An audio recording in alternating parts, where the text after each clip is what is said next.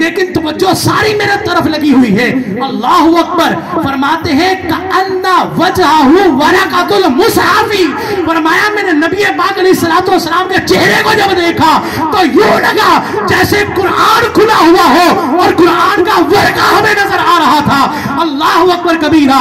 کسی نے کیا خوب کہا اللہ اکبر کہ نبی پاک علیہ السلام کا چہرہ جو ہے وہ چہرہ مصطفیٰ اصل قرآن ہے.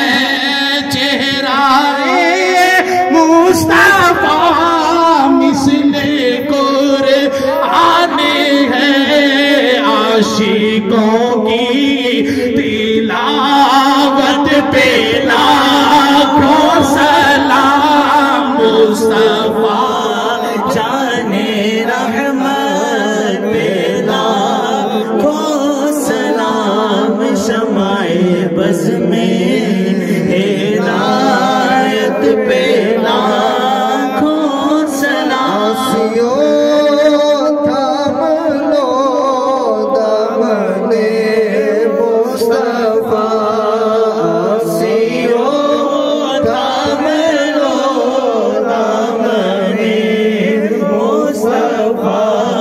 پھر پڑھو رب کی رحمت پہ لاکھوں سلام. مصطفیٰ جانے رحمت پہ لاکھوں سلام. جھوم کر چوم لی شاہ کی جالیاں. جھوم کر چوم لی شاہ کی جالیاں. جھوم کر چوم لی شاہ کی جالیاں. اے نظر تیری ہمت پہ لاکھوں سلام. شمع بز میں